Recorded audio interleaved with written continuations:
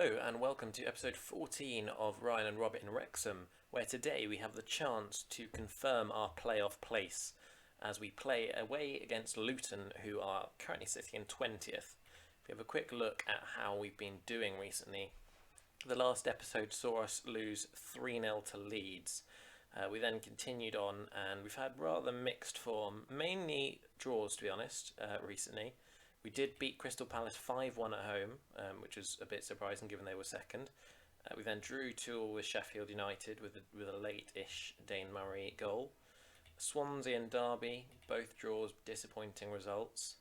We then beat Preston 2-1, drew 2-2 with Brentford, which wasn't a bad result, and actually almost won. We were very close, just a late equaliser for Brentford, preventing that from happening. And then a 1-0 win against Huddersfield with a Paul Mullin 18th minute goal.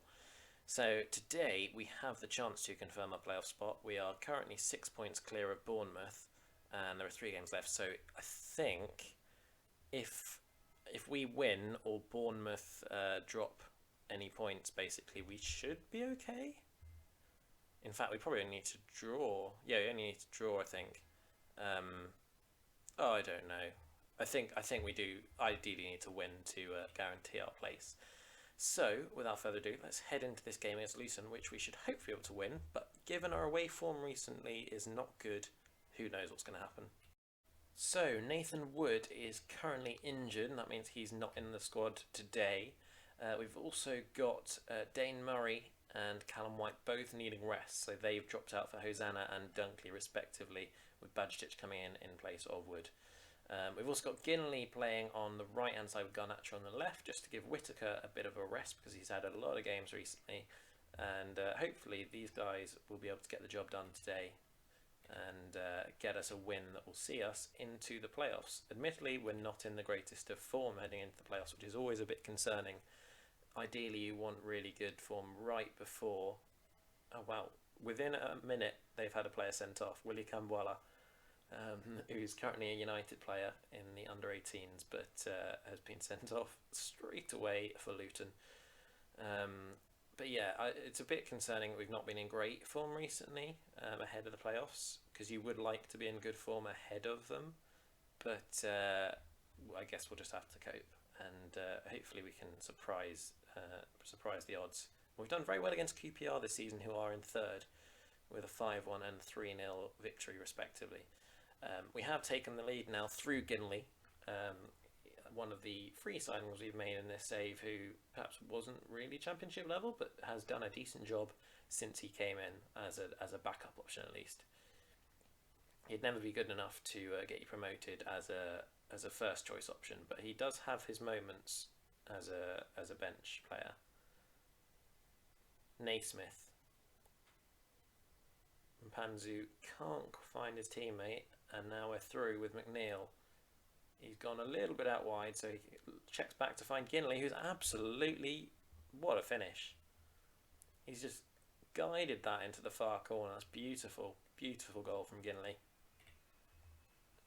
Maybe making a case to be starting in the next few games. We are currently all over Luton, which is hardly surprising given that they've only got 10 players on the pitch. Adebayo into Naismith. It's not the greatest keeping from O'Malley. We've somehow got away with it. Bajtic just getting there in time to clear it out.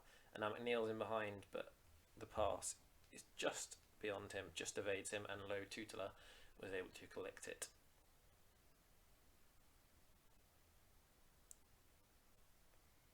Galbraith into Whelan.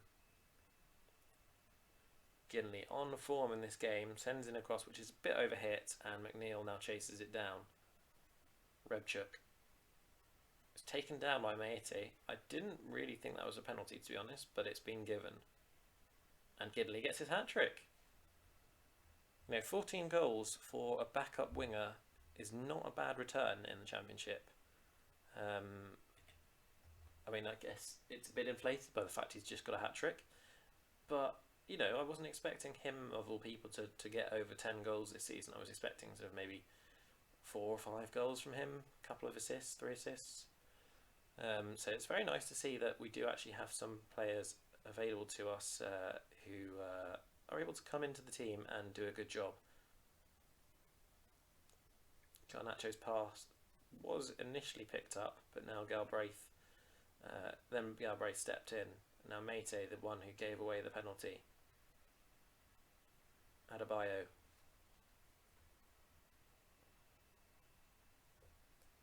Lewis. Crosses it in for Adebayo and his head is just flashed wide of the post. And that is half time, and it is Ginley who has proved to be the star man so far.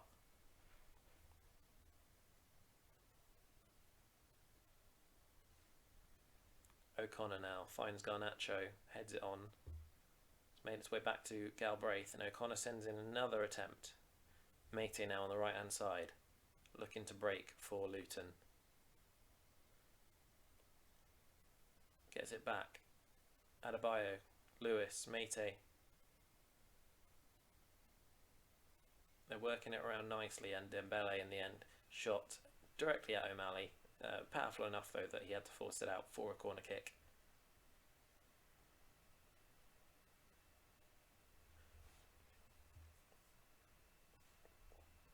And I think I will get Garnacho off now. And we'll get James Maxwell on at left wing. Or no, maybe we will get Siriki onto the right. And given he doesn't like playing on the wing, oh no, we'll play him there because Bryce Hosanna can't play at right wing.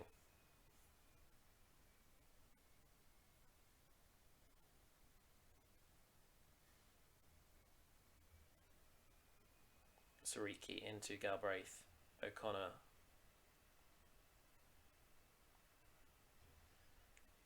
Hosanna may not be able to play right wing, but he's certainly in a right wing position right now. Galbraith, Siriki. Ball's taken off him by Naismith. Whacked out only to Bajtic though. O'Connor on his left foot. McNeil with a brilliant pass for Siriki, and he's absolutely powered that home.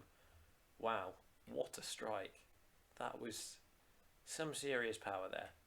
Rather ridiculous in terms of how much he got on that.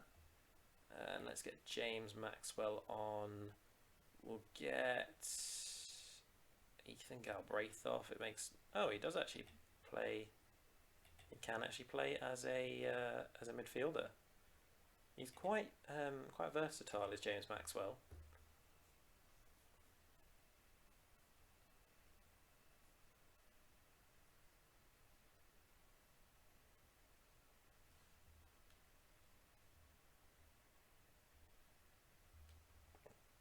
Dembele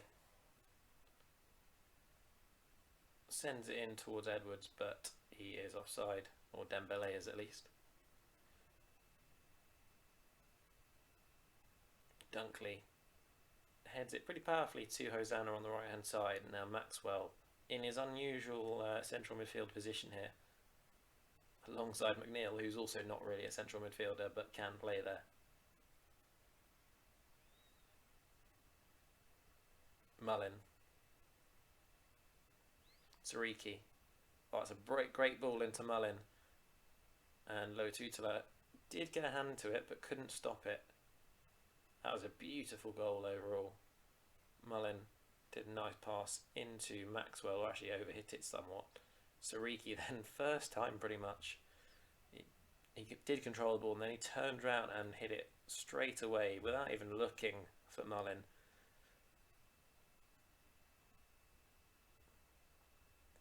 And this is a good sign ahead of the playoffs, that we are getting some good results, and particularly this one. With so many goals in this game, it should get the morale up quite a lot for the players, and hopefully we can take that into the playoffs. I'm rather hoping that we get our first game in the playoffs at home, because that's where our form's good, and then we can have a little edge if we have managed to get ahead in the tie when we go away from home. McNeil, Mullin, Dunkley.